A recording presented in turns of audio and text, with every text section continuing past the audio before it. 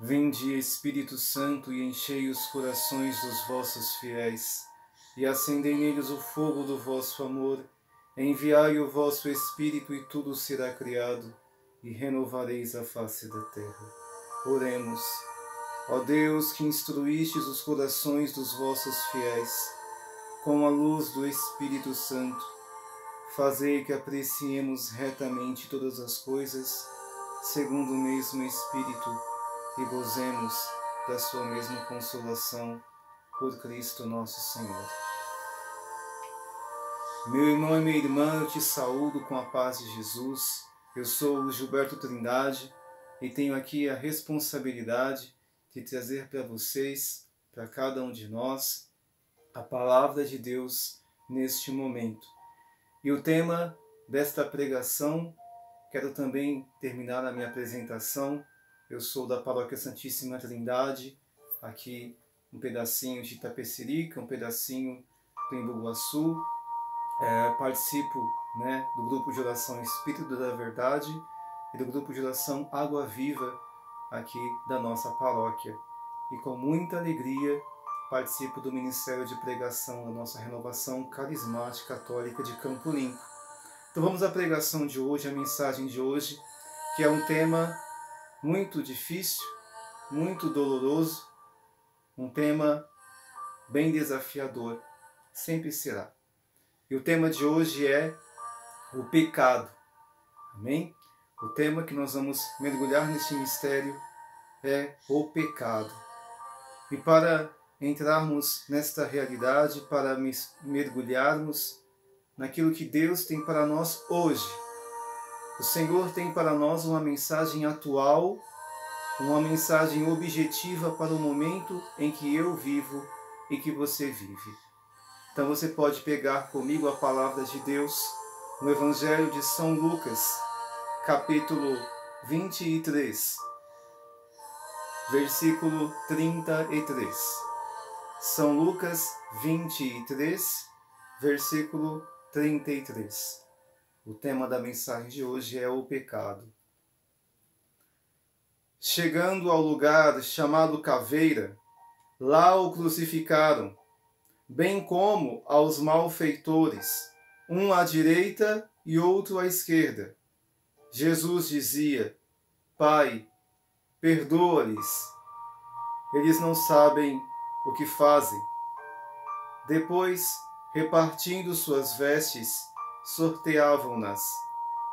O povo permanecia lá, olhando. Os chefes, porém, zombavam e diziam: A outro salvou, que salve a si mesmo, se é o Cristo de Deus, o eleito. Os soldados também caçoavam dele. Aproximando-se, traziam-lhe vinagre e diziam: Se és o rei dos judeus, salva-te a ti mesmo. E havia uma inscrição acima dele: Este é o rei dos judeus. Um dos malfeitores, suspensos à cruz, o insultava, dizendo: Não és tu o Cristo? Salva-te a ti mesmo e a nós. Mas o outro, tomando a palavra, o repreendia: Nem sequer temes a Deus, estando na mesma condenação? Quanto a nós é de justiça, pagamos por nossos atos. Mas ele não fez nenhum mal. E acrescentou: Jesus, lembra-te de mim quando vieres com o teu reino. Ele respondeu: Em verdade eu te digo, hoje estarás comigo no paraíso. Palavra da salvação, glória a vós, Senhor.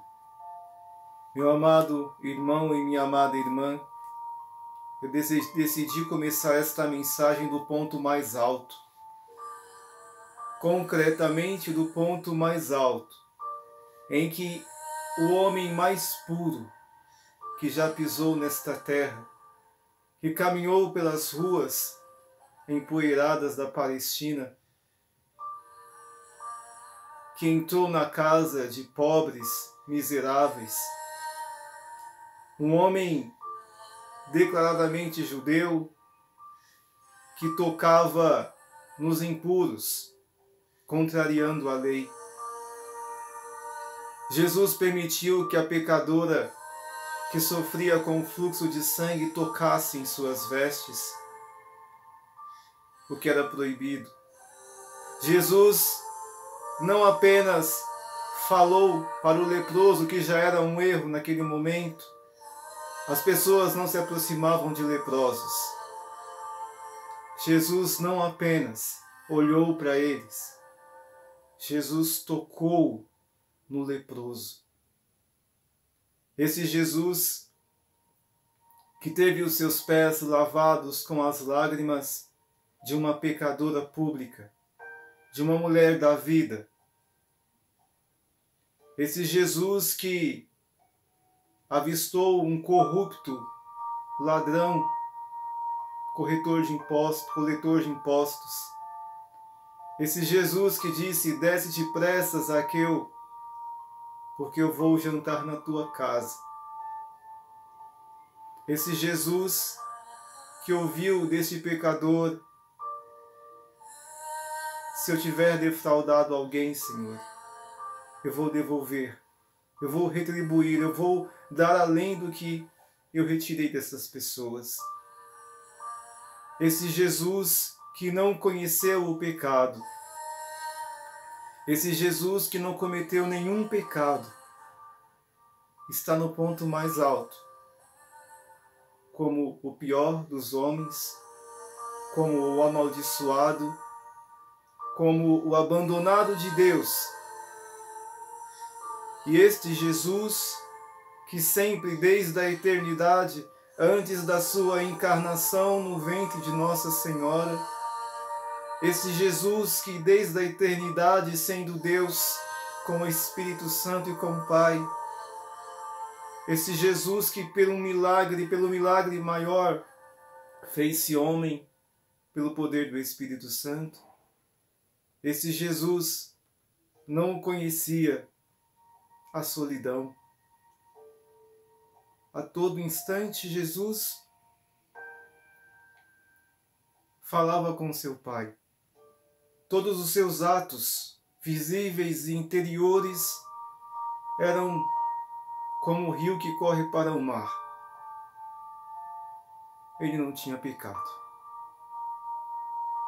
Pelo pecado de um só homem, de Adão, pelo pecado de Eva, seduzidos por Satanás, o mentiroso, o pecado entrou no mundo.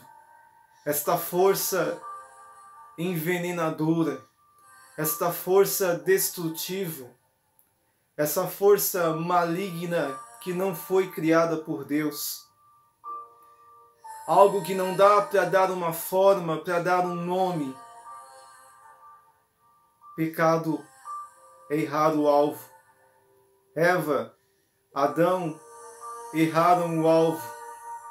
Deus tinha dito em Gênesis: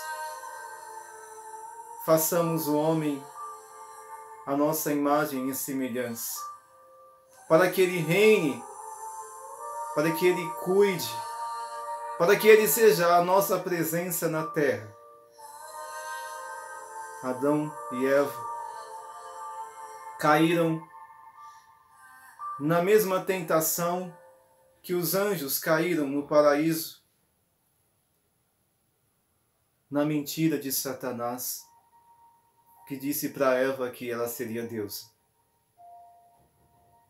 E este Deus, que já era Deus verdadeiramente, Jesus, o Filho, quis ser homem, aceitou ser homem, humilhou-se ainda mais, aceitando a morte e morte de cruz.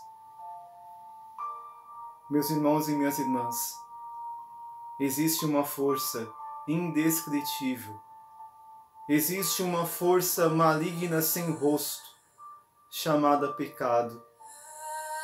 O pecado, nós temos aqui ao fundo o Papa São João Paulo II, que dedicou toda a sua vida para afirmar confirmar e testemunhar que Satanás é real, que o mal é real, que o pecado mortal, o pecado venial, o pecado existe. Mesmo para aqueles que não têm fé, o pecado ele é real. Então nós temos este Jesus que vem e na cruz sente todo o peso desta praga, desta ação que ele não teve. Jesus não pecou. E todo o peso de todos os pecados de toda a história, recaíram sobre um só corpo. O corpo humano do Filho de Deus. E sendo ali pressionado pelo peso do pecado, muito mais doloroso do que os cravos, aquele homem, o Filho do homem, ele diz para seu Pai, uma única vez em toda a história, em toda a eternidade, ele diz para seu Pai, meu Pai, por que me abandonastes? É isto, meu irmão e minha irmã, que o pecado faz com cada um de nós. O pecado nos torna seres abandonados. Jesus tinha a seus pés o discípulo amado. Jesus tinha a seus pés a sua mãe, que jamais, jamais o desamparou na terra. Mas pela única vez na história, em toda a eternidade, Jesus procurou pelo seu Pai em oração. Jesus procurou o seu Pai no coração. Jesus procurou o seu Pai e por causa do pecado da humanidade, porque ele não pecou, ele não sentiu, ele não percebeu. E sem saber, porque ele não tinha essa experiência, nunca teve, ele entrega a sua vida. Meu Pai, em tuas mãos eu entrego o meu espírito. Meus irmãos, essa passagem, esse tema, muito me comove, porque eu percebo, eu vejo, eu sinto a realidade do pecado no nosso meio cristão, no nosso meio católico. Eu escolhi essa trilha sonora de um filme muito abençoado, O Milagre da Cela 7.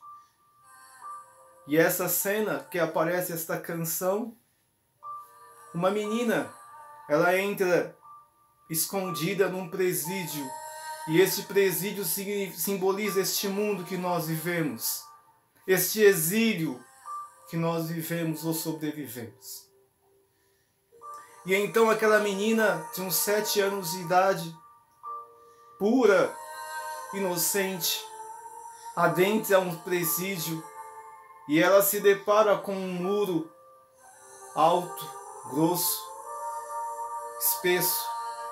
E ela se depara com aquele muro e ela começa a bater naquele muro, uma criança de 7 anos, batendo as mãos num muro de uns 8 metros de altura. Que ela começa a chamar pelo pai dela. O pai dela, no filme, é especial. Ele é puro demais.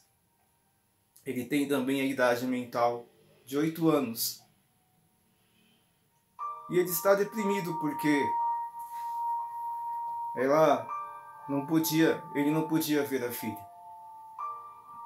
Porque um tenente-coronel satânico, dominado pelo mal, pelo pecado, não permitia,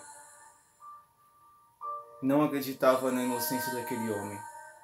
Resumindo, ela começa a gritar, chamando pelo pai, e é uma das cenas mais lindas que eu já vi na minha vida, Aquele pai chega no pátio e ele escuta, e ele é especial, e ele escuta a voz da menina e ele grita: minha filha, traduzindo. E ele começa a tentar subir no muro, e do outro lado, a criança também tentando subir. Esse muro é o pecado. Não foi Deus quem se separou de nós. Não foi Deus, Pai, que deu as costas para cada um de nós. A Bíblia é um tratado da busca de Deus em busca dos seus amados. E eu caminho para o final desta mensagem dizendo que este muro precisa ser derrubado, implodido. E foi este homem, o Filho do homem, o inocente, aquele que nunca cometeu um mínimo deslize, Jesus de Nazaré, que hoje tem as suas vestes repartidas nesta divisão amaldiçoada, diabólica, desses católicos que se degladiam, se arrancando pedaços, tomando para si o estandarte da igreja. Só a sua forma de ver e de pensar é a correta. Assim também foi no Calvário. As vestes do Senhor foram repartidas. E eu termino dizendo que aquela menina, ela conseguiu entrar naquele presídio. E imagina uma criança pura dentro de uma cela com homens condenados por homicídio, tentativa de estupro, homens homicidas, homens cruéis. E aquela menina, como a personificação do próprio Espírito Santo, entra naquela cela 7. Olha o número da cela, na cela 7. E aqueles homens então se alegram vendo uma criança, esquecem os seus pecados horríveis, os seus crimes tenebrosos. Olham para aquele pai puro brincando. E aquela menina olha para eles e fala: o que vocês fizeram para estar aqui? E um deles fala assim: estes homens estão todos doentes. Eles não podem sair. Mas vocês não parecem doentes. Mas eles estão. E aquela menina foi perguntando então para cada um deles qual é a sua doença. E eles iam dizendo. E olhando para aquela menina, o arrependimento mais profundo brotava daqueles homens que se esqueciam de quem eles eram, do passado deles. E naquela menina eles tinham o desejo de uma vida de transformação. Eu termino esta mensagem fazendo um apelo a você. Volta ao teu primeiro amor. Tira os títulos, tira a tua soberba intelectual. Tira tudo aquilo que te afasta de Deus. E escuta o teu mestre. Escuta o mestre, aquilo que nos une. Quando o Senhor Jesus orou em São João capítulo 17, versículo 11. Pai Santo, guarda-os em teu nome que me deste, para que sejam um como nós. Pai Santo, guarda-os em teu nome que me deste, para que sejam um como nós. A divisão entre os católicos é, sem dúvida, um dos pecados que fere o Senhor Jesus. Muito mais do que talvez os pecados dos nossos irmãos fora da igreja. Eu tenho 36 anos e eu nunca vi tantos católicos pecando uns contra os outros, com uma doença terrível da soberba e da presunção. Eu nunca vi católicos que comungam, confessam, xingando o Papa Francisco, xingando, ofendendo. Mas eu termino essa pregação dizendo a você que Jesus ressuscitou dos mortos, que aqueles homens se converteram, tendo aquela pequena menina, a presença do Espírito Santo na vida deles, e que os verdadeiros pecadores que se arrependem se transformam em amigos de Deus, não em juízes, não em juízes, amigos de Deus. E eu faço um apelo a você, que é membro da Renovação Carismática Católica: não aceite as provocações, não brigue, não discuta, não seja grosseiro. Lembre da nossa origem, como nós fomos perseguidos no começo da renovação, como que os nossos ancestrais, como que os nossos pais na fé, dentro da renovação carismática em 50 anos atrás, como que os primeiros, que na sua maioria eram pessoas sem formação, pessoas simples, com pouquíssima formação, como que eles respondiam a toda a humilhação, a toda a ofensa, a todo o desprezo que eles recebiam, hereges, protestantes dentro da Igreja Católica. E a renovação respondia com os joelhos dobrados, com a palavra, com vigílias de unidade. E a Santa Igreja nos acolhe e nos reconhece.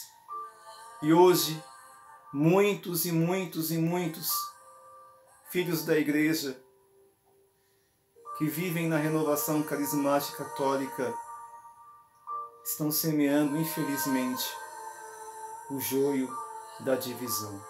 Não importa o que digam de nós ou o que façam conosco, mas que de nós só saia amor, misericórdia e profecia.